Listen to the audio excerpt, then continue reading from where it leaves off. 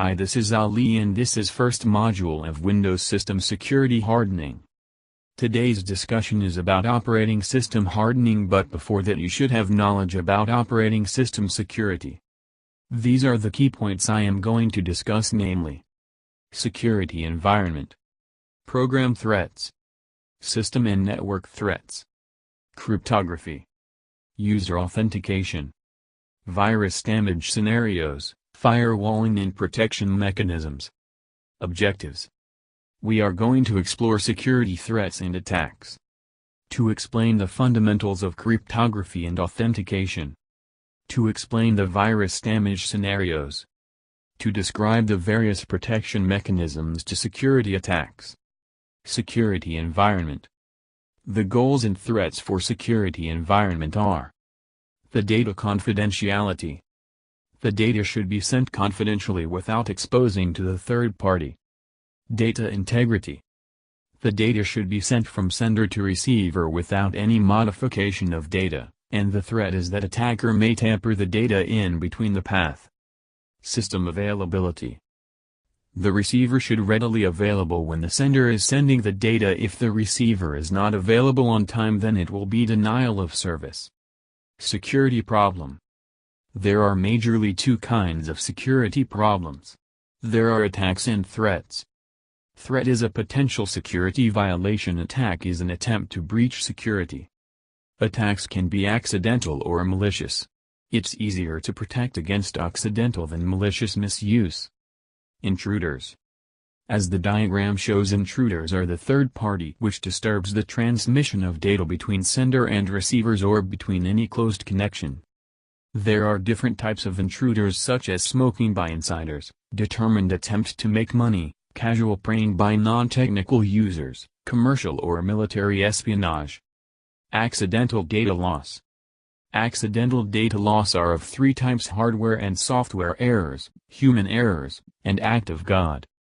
Hardware and software errors are because of CPU malfunctioning and program bugs. Human errors are the errors done by users manually, such as data entry and wrong paper. Program threats. Program threats are of four types: Trojan Horse, Trapdoor, logic bomb, static and buffer overflow. Firstly, coming to Trojan Horse. The name Trojan Horse came from a famous Greek mythology, the siege of the city Troy. During the war, the Greeks were trying to enter into the city, which was not possible, so they played a trick of presenting a Trojan horse to the Greeks by hiding themselves inside the horse. In the same way, pop-up browsers attack the given data and unknowingly violate the pop-ups to attack the data. Secondly, Trapdoor. As the word says, trap, it is a method of breaching security in a system. Logic bomb. Logic bomb is an attack caused due to the fault logic in the program. Buffer overflow. Buffer overflow is a situation where we write a string or a piece of information into a memory which is of certain length, but if we want to write something over than the buffer length, then the buffer overflow occurs. Viruses. Generally, virus is a program or a program code that replicates itself to another program. These can also be transmitted as attached email note or and download file. System and network threats. System and network threats are of three types: worms, port scanning, and denial of service. Firstly, worm is another piece of malware like viruses which is intended to cause damage, but this is different from viruses that it does not need any kind of force to attack. A very good example to worms is Robert Morris Internet Worm. It consists of two programs: Bootstrap to upload worm, and worm itself. Secondly, port scanning. Port scanning is an automated attempt to connect to a wide range of ports, using one or a range of IP addresses. Lastly, denial of service.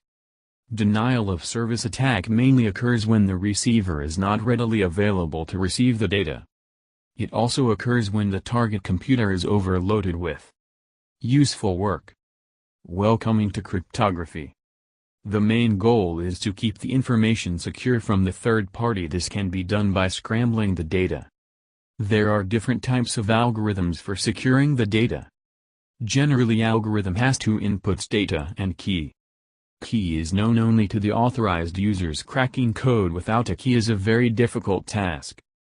Basics of cryptography as shown in the diagram. The key is exchanged between the sender and receiver.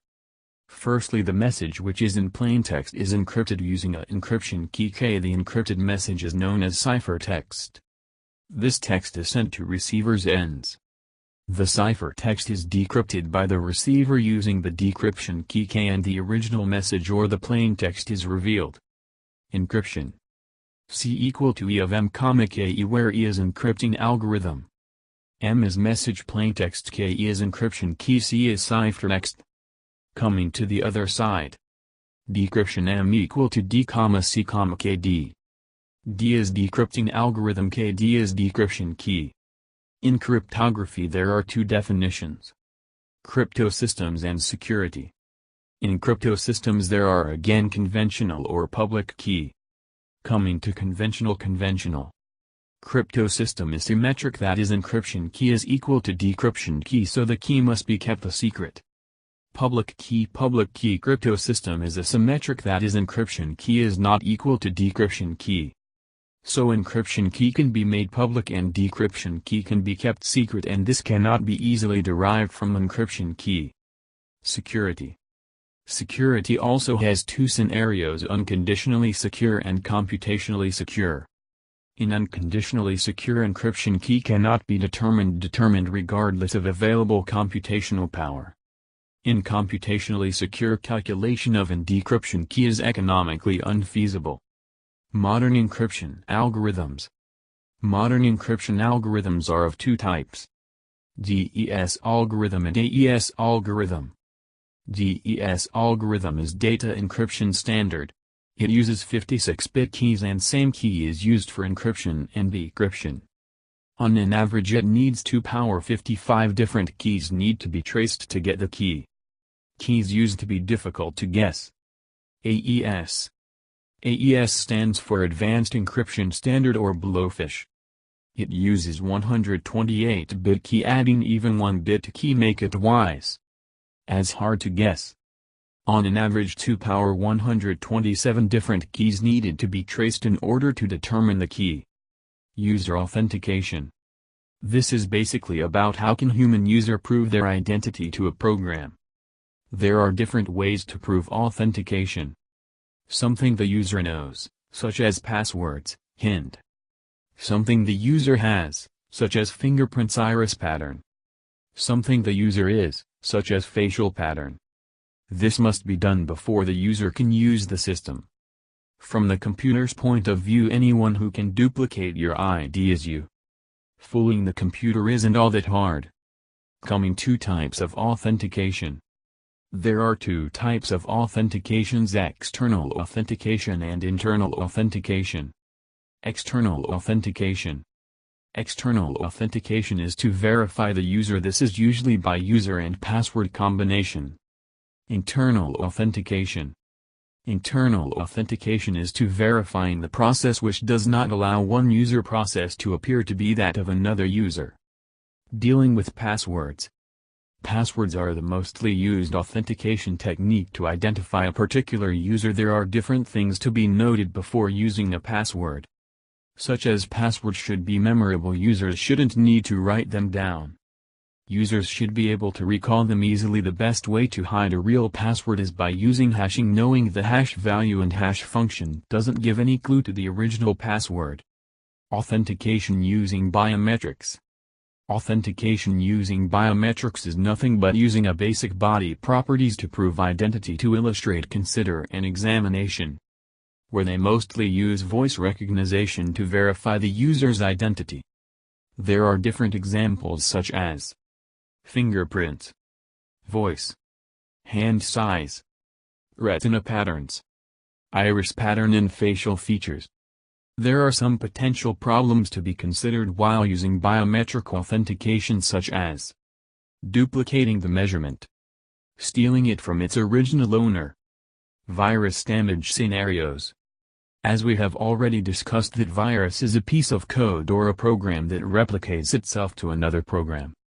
There are various damage scenarios, namely denial of service as long as virus runs, Permanently damaged hardware. Target a competitor's computer like. Do harm and espionage.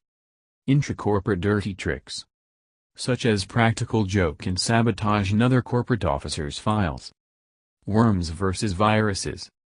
Worms and viruses are similar to each other but has some major difference. Such as viruses required other programs to run, worms herself running. Best example is Internet Worm, which consists of two programs bootstrapped to upload worm itself. Coming to viruses, viruses attacked through sent mail and attached files. Whereas worms first hide its existence and then replicates itself on new machines. Firewalling. A firewall is a kind of security which limits the network access between trusted and untrusted hosts. It can be tunneled or spoofed, where turning olives disallowed the protocol to travel within all of the protocols. Whereas firewall rules typically based on host name or IP address, which can be spoofed. Firewalling. Firewalling is classified into three types. They are: personal firewall, application proxy, and firewall system call firewall. For personal firewall is software layer on given host. It can be monitored to and from the host. Application proxy firewall. Application proxy firewall understands application protocol and then control them. System call firewall.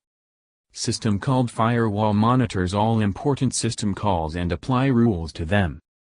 Protection mechanism. The data can be protected by using protection mechanism. Protection is all about specifying policies, how to decide who can access what and what to access. Specifications must be correct, efficient, easy to use. Principles of protection. The main guiding principle of protection mechanism is considered as principle of least privilege. In this, program's systems and users should be given just enough privileges to perform their tasks. As security is based on user's account, each user should be provided with unique security ID, which creates security access token. The guiding principle uses subject model to ensure access security. A subject tracks and manages permissions for each program that our user run.